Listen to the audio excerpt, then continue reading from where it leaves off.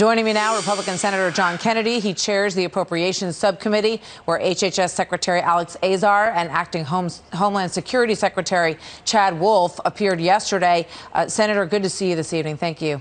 Thank you, Martha. So you listened to the president. What did you think of what he had to say? And do you have any higher confidence level now than you had during those hearings where you pushed back a little bit against Chad Wolf, the Homeland Security leader, head of Homeland Security, in terms of our preparedness? I thought the president's press conference was very effective. I'm so pleased that he did it. As we all heard, he put Vice President Pence in charge. He will be helped by Secretary Azar, who's chairman of the task force. I was impressed by the fact that the president and his team answered all questions straight up. When they didn't know an answer, they didn't speculate. They said, we don't know that yet. I think this is going to go a long way toward making the American people feel more comfortable. There's a fine line, Martha, as you know, between fear and panic. Yeah. I was pretty tough yesterday on the Secretary of Homeland Security. It was intentional. We had a briefing, a classified briefing, early yesterday morning. Then we heard testimony from the Secretary of Homeland Security. Then we heard testimony from Secretary Azar.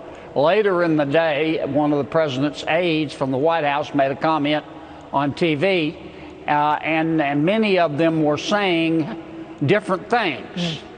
And I tried to send a message that this wasn't a model of transparency or accuracy, and we needed to get things to better put together in terms of talking to the American people, and they did, and I'm very pleased. Well, yeah, you seem concerned that he didn't have a sense of just how widespread this could get and how prepared they were in that situation. And it seemed to me, as you point out, the president had a job tonight to do, and that is to not allow people to panic, but at the same time to present a case that we are ready and that we're in a good position to handle whatever comes. I mean, do you think that he struck that balance in a way that will allow people to be careful, to take the precautions that were recommended, but at the same time not to panic? And I just want to, there's an indication tonight from a Washington Post report that there's a case of unknown origin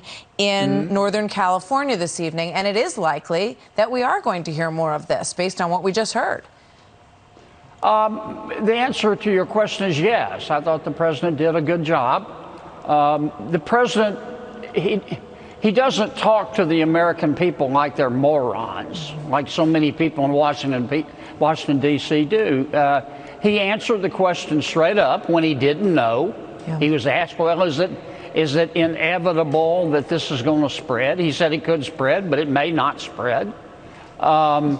He made the point, which hasn't been made as well as it could so far, that this is serious, but it's not the end of world order.